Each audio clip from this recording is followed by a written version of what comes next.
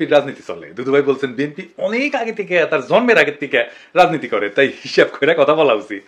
বিএনপির বলো যে আওয়ামী লীগের টাকা দিয়ে রাজনীতি করছো। যদি বিএনপির লোকরা প্রস্রাব করে একমাত্র, তাহলে প্রস্রাবে তোরে ভেসে বঙ্গোপসাগরে গিয়ে পড়বে। সবকিছুর একটা সীমা থাকতে হবে। এমন কোনো কথা বলবা না যে কথার দায়িত্ব নিতে পারবা না। বিএনপি সম্বন্ধে যে অভিযোগ করছো, সেই অভিযোগের জবাব যদি বিএনপি শুধু থুতু ফেলে, সেই থুতুর মধ্যে তোমার খুঁজে পাওয়া যাবে না। সেই জন্য আমি বলবো হিসাব করে কথা বলা, হিসাব করে চলা, আর গণতান্ত্রিক রীতিনীতি মানা। পোলা পাইন কলে বহুত বেদব আছে দুদু ভাই, ঠিকই কইছেন, ঠিকই কইছেন। সব জায়গায় দুদু ভাইয়ের লোক ঢুকাইছে, একেবারে ফাউল এগুলো। আপনি একজন বিশিষ্ট রাজনৈতিক নেতা, আপনি খাবার গেছেন, আপনার মুরগির ঠ্যাং দিবি না, তাই বলে দেখেন রানের পিস না দেয় দুদু ভাইয়ের কি রাগ, ঠিক আছে না? আমি কনফার্ম ওই মেসিয়ার না এনসিপি করে, ছাত্রদের দল করে। এরপরে দুদু ভাই খাবার গেলে না 2টা রান দিবেন, হ্যাঁ, আর ব্যান্ডে দিবেন খেলানোর পরে। উনি খাবি আবার ব্যান্ডেও নিয়ে আসবি। তো আসেন আমরা না ইতিহাস দেখি। দুদু ভাই কইছে মুরব্বী মানুষ তো ইতিহাস দেখা দরকার। তো দুদু ভাই মাঝে মাঝে ফাউল করে আর একটা বাড়ি খায়, কিছুদিন ঠান্ডা থাকে, ওটাই একটা কাজ। বিএনপির জীবনের কি কাজ সেটা অবশ্য জানি না, জানাই কোনো গতি। সে নাকি হয় সহসভাপতি, তো উনি তো সহসভাপতি। তো সহসভাপতি আর বেটা মানুষের দুদু একই জিনিস। বিএনপির দুদু ভাইয়ের কাজও এক, ওনার কোনো কাজ নাই আসলে। বিএনপির মধ্যে ঐতিহাসিক ভাবে আওয়ামীপন্থীরা কাজ করে। পাগলা ফজলু একটা উদাহরণ, হাবিবুর রহমান হাবিব একটা উদাহরণ। ওই নাকি জামাত ইসলামের লোকদেরকে মসজিদে ঢুকতে দিবি না, নামাজের ইমামতিও করবে দিবি না। আটঘরিয়ার কোন মসজিদে জামাতের কোন ইমাম কোন মসজিদে আযান দিতে পারবে না, জামাতের কোন ইমাম ইমামতি করতে পারবে না। এই দুটোই ছাত্রলীগের প্রেসিডেন্ট ছিল। বিএনপির সামজ্জেম ছাত্রলীগের প্রেসিডেন্ট ছিল পরপর 3বার। মনিরুল হক চৌধুরী আরেক ছাত্রলীগ বিএনপি করে, এমনকি পরপর 2বারের সভাপতি হওয়া কে এম ওবায়দুর রহমান, সেও বিএনপির সাধারণ সম্পাদক ছিল অনেকদিন। তো দুদু ভাই আওয়ামী লীগের টেকা মানে তো আওয়ামী লীগের নেতার কর্মীর টেকা, তাই না? কে এম ওবায়দুর রহমান যখন বিএনপিতে আসে বা অন্যান্য ছাত্রলীগের নেতারা যখন বিএনপিতে আসে, তার টাকা পয়সাকে আওয়ামী লীগকে ফেরত দিয়ে আসে নাকি নিয়ে আসে। আব্দুল আল মিন্টু যখন আওয়ামী লীগে ছিল, তার টাকা আওয়ামী লীগের টাকা না। আর আপনারা তো টাকা নিয়ে আওয়ামী লীগকে এলাকা ফেরাইতেছেন, কথাটা তো মিথ্যা না, তাই না? তাই বিএনপির মধ্যে আওয়ামী লীগের টাকা আছে তো, কথাটা সত্য তো। 71 টিভির দখল কে নিছে? হ্যাঁ, কে নিছে? বুলু ভাই নিছে তো। আর টিভির দখল কে নিছে? আর কইলাম না। এস আলমের সাম্রাজ্য কে দেখতেছে? সালাউদ্দিন সাহেব দেখতেছে। সামিটে যায় কে বসতেছে? হ্যাঁ, আপনাদের কোষাধ্যক্ষের ছেলে বসতেছে। হ্যাঁ, দখল করতেছেন সবকিছুই। দেখেন ভ্যান চালকের জমিও তো বাদ দিতেছেন না। 1200 বিঘা চিংড়িকে দখল করেছেন। হ্যাঁ, আর দেখামো এডিটর সাহেব দেখাবো না। আচ্ছা ঠিক আছে, আজকে বাদ দিই, আজকে না দেখাই। বিএনপির যত দখল সে নিয়ে আলাদা এপিসোড করবো নি। এইটা সাহেব কি কর না, ঠিক আছে? আচ্ছা ঠিক আছে, এডিটর কইছে ঠিক আছে। তবে দখল নাকি ন্যায্য অধিকার ফিরে পাওয়া, মির্জা ফখরুল বলছে। এটাতে দখল বলা ঠিক না, আমি বিশ্বাস করি নাই যে এটা কইছে মির্জা ফখরুল ভাই। কিন্তু বিএনপির ভেরিফাইড টুইটার অ্যাকাউন্টে এটার প্রমাণ আছে, দেখেন এডিটর সাহেব দেখে দেন, দেখে দেন। এটা যে ভেরিফাইড টুইটার অ্যাকাউন্ট, এটা দেখে দেন। আওয়ামী লীগের মিছিল করে দিতেছে আপনাদের লোক। আওয়ামী লীগের লোক ছাড়া আপনাদের বিএনপির কার্যালয় উদ্বোধন হয় না। দেখেন যে কটা জায়গায় আওয়ামী লীগ মিছিল করেছে, সেইগুলো স্থানীয়ভাবে বিএনপির টাকা দেওয়া হচ্ছে, আমরা খবর পেয়েছি, আমাদের কাছে সব খবর আছে। 2-1 জায়গায় বিএনপি ধাওয়া দিচ্ছে সত্য, তবে এগুলো স্থানীয় অ্যারেঞ্জমেন্ট। আমি জানি না টাকা না পেয়ে ধাওয়া দিচ্ছে কিনা, সেটা হইতে পারে। আমার ক্ষুদ্র ভ্রাতার ভগিনীতে কই, আওয়ামী লীগ এখন নিষিদ্ধ সংগঠন। মিছিল করতে দেখলে একাই আগায় যাবেন, একা থাকলেও ধাওয়া দিবেন, একা ধাওয়া দিবেন, 2 হাতে 2টা ইটা নিবেন, ইটা নিয়ে ধাওয়া দিবেন। এটা মিছিলে ধাওয়া দিয়ে দেখেন, এগুলো ভিতর ডিম। আপনি একলা ধাওয়া দিলে পলাবে, লিগে রাখতে পারেন, মাইরা হাড্ডি গুঁড়া গুঁড়া করে তেনা বানাই দিবেন, কিচ্ছু হবে না আপনার। নিষিদ্ধ ঘোষিত দলরে মারি দিচ্ছেন, বাড়ি দিচ্ছেন, কিচ্ছু হবে না। আমি দায়িত্ব নিলাম, কিছু হইলে আমাকে কবেন, আমি দেখবো। আসলে বিএনপি হয়েছে কি, বিএনপি করে আওয়ামী লীগ, বিএনপি আওয়ামী লীগ করিচ্ছে। এই বিএনপির আওয়ামী লীগ করা নিয়ে কথা বলি।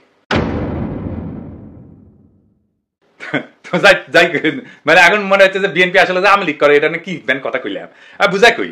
আওয়ামী লীগের যা কর্মসূচি ছিল, যা লক্ষ্য ছিল, তা বিএনপি কইরা দেয়। আওয়ামী লীগ একার শক্তিতে কখনো যেটা পারতো না, সেটা বিএনপি আওয়ামী লীগের সেই কর্মসূচি কইরা দেয়। এখন দেখেন অনলাইনে বিএনপি আওয়ামী লীগ একই সাথে গেলায়, আমাকে দেখেছেন? আমার কমেন্ট বক্সে দেখেন ফেসবুকে, বিএনপি আওয়ামী লীগ একই সাথে আমার গেলায়। তত্ত্বাবধায়ক সরকার কার দাবি ছিল? আওয়ামী লীগের দাবি ছিল। কোন সরকার সেটা বাস্তবায়ন করেছে, আইন সংশোধন করেছে, সংবিধানে ঢুকেছে? বিএনপি সরকার ঢুকেছে। জিয়া কি ছিল? বাংলাদেশে প্রেসিডেন্ট ছিল, তাই না? প্রেসিডেন্সিয়াল সিস্টেমই বাংলাদেশের জন্য সবচেয়ে ভালো। প্রেসিডেন্ট সিস্টেম, এটা বিএনপি কর্মসূচি। প্রেসিডেন্সিয়াল সিস্টেম থাকলে আসে না জিন্দেগি প্রেসিডেন্ট হবে, পারল না নি। আওয়ামী লীগের দাবি ছিল এই প্রধানমন্ত্রী শাসিত পার্লামেন্টারি সিস্টেম। এই বিএনপি নিজেরা রাষ্ট্রপতি শাসিত শাসন ব্যবস্থার পক্ষ হইলেও প্রধানমন্ত্রী শাসিত শাসন ব্যবস্থা প্রবর্তন করছে বিএনপি, আইন করে বিএনপি প্রবর্তন করছে। এই পার্লামেন্টারি সিস্টেম ভালো কাজ করে যদি রাজা থাকে। এইগুলা সে সমস্ত দেশের জন্য ঠিক আছে, কিন্তু বাংলাদেশের জন্য ঠিক নাই। আমি এই এপিসোডে আলাপটা করেছিলাম, দেখে নিতে পারেন কেন প্রেসিডেন্সিয়াল পদ্ধতি বাংলাদেশের জন্য সবচেয়ে ভালো। আবার দেখেন বিএনপি 72-এর সংবিধান রক্ষা করতে চায়। 72-এর সংবিধান বাতিল করা সম্ভব না বলছে মির্জা ফখরুল, দেখেছেন? তো আপনারা তো আসলে আওয়ামী লীগ করতেছেন, আর কি কি করতেছেন আওয়ামী রাজনীতি? আসেন আর একটু দেখি।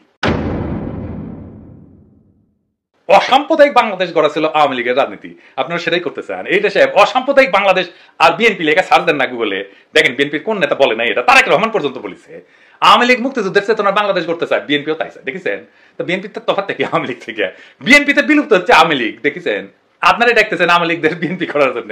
হ্যাঁ দেখেন সব নেতাই ডাকিচ্ছে আর কি, রিজভি ভাই ডাকিচ্ছে, আমি খুশিও ডাকিচ্ছে, সবাই ডাকিচ্ছে।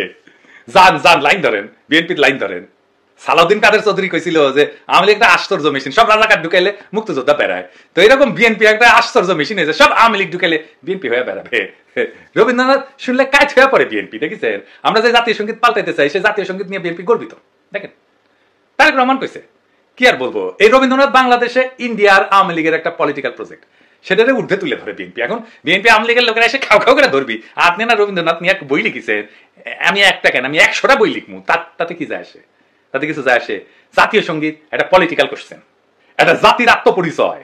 আমি তো বদলিয়ারের কবিতা পছন্দ করি, রবীন্দ্রনাথ বাদী দেন, তা আমি কি বদলিয়ারের কবিতা নিয়ে আসে জাতীয় সঙ্গীত বানাবো? হ্যাঁ বেকুব গুলা, আমি তো ইকবালের কবিতা পছন্দ করি, তো আল্লামা ইকবালের কবিতা নিয়ে এসে কি আমি বাংলাদেশের জাতীয় সঙ্গীত বানাবো? হ্যাঁ ফাইনালি ইসলাম প্রশ্নে বিএনপি ইন্ডিয়ার যেটা প্রজেক্ট, সেই প্রজেক্টের মধ্যে যে ঢুকেছে, আজ এটা একটু বুঝে দেখি। বিএনপি সবসময় ইসলাম প্রশ্নে একটা নমনীয় শ্রদ্ধামূলক অবস্থান নিত সৃষ্টির সময় থেকে, জিয়াউর রহমানের আমল থেকে। কিন্তু বেশ কিছুদিন থেকে একটা শক্তিশালী ধারা বিএনপির মধ্যে কাজ করতেছে, যারা মনে করে ইসলামপন্থী ধারা বিশেষ করে জামাত ইসলামীর সঙ্গে বিএনপির সঙ্গ ত্যাগ করা উচিত। এইটা বাস্তবায়িত হয়েছে পূর্ণাঙ্গভাবে হাসিনা পতনের পরে। দল হিসাবে ইসলাম প্রশ্নে বিএনপি কিভাবে নীতিগত কৌশলগতভাবে মোকাবেলা করবে তা নিয়ে অবশ্যই তারা সিদ্ধান্ত নিতে পারে। কিন্তু একটা জিনিস বুঝতে হবে বাংলাদেশের সবাইকে, যারা রাজনীতি করতে চায়, যারা ভবিষ্যতে রাজনীতি করবে সবাইকে, সেটা হইতেছে আদর্শগত মর্মের দিক থেকে বাংলাদেশের বর্তমান এবং আগামী রাজনীতির নির্ধারক হচ্ছে ইসলাম প্রশ্ন। এটাকে এড়ায় যাওয়ার উপায় নাই, যেভাবেই বলেন না কেন এটাকে এড়ায় যেতে পারবেন না। মর্মের দিক থেকে বাংলাদেশের আগামী রাজনীতির এইটাই নির্ধারক প্রশ্ন, আপনি চান বা না চান।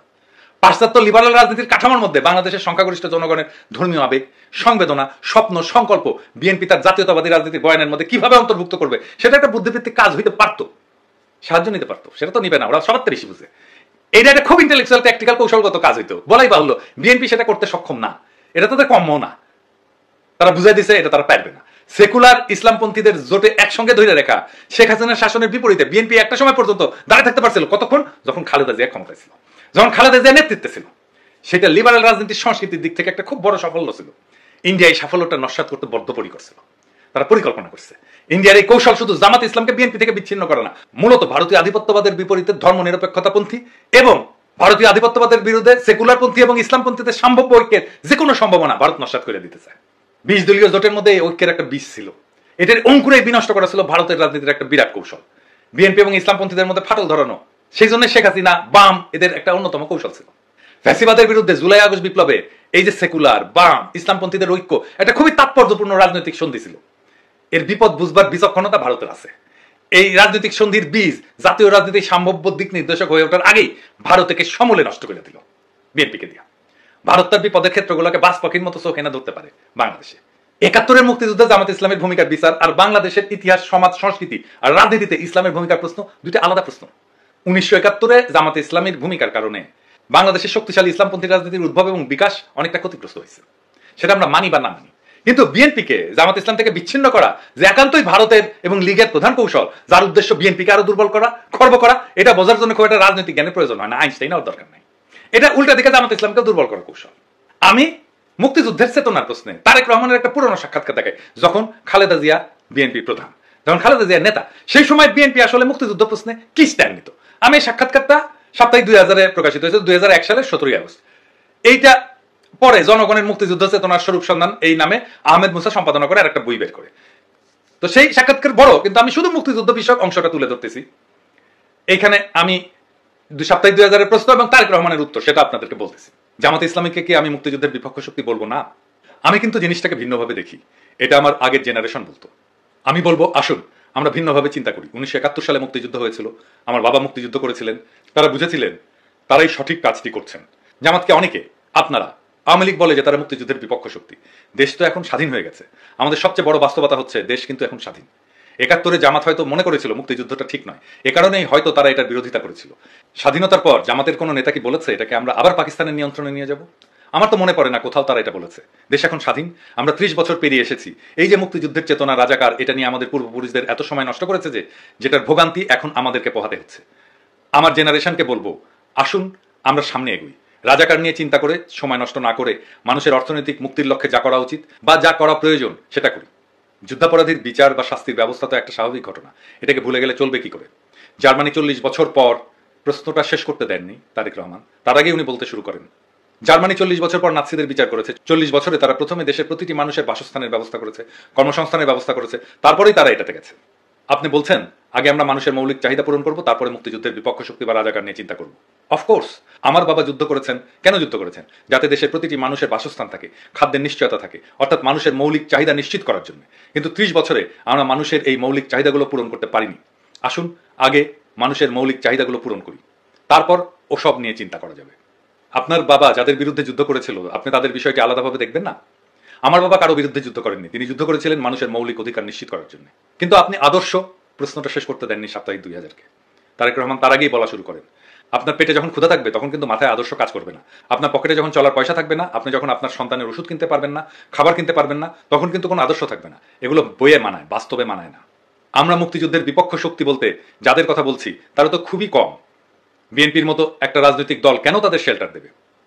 শেল্টার দেওয়ার ব্যাপার নয়, আমরা চেষ্টা করেছি সবাই মিলে একসঙ্গে কাজ করতে, দেশকে এগিয়ে নিতে। এখন বলতে হয় 96 সালে শেখ হাসিনা যখন তাদের সঙ্গে নিয়ে আন্দোলন করলেন, তখন কেন আপনারা তাকে এই প্রশ্ন করলেন না? অবশ্যই শেখ হাসিনাকে এই প্রশ্নগুলো করা হয়েছিল।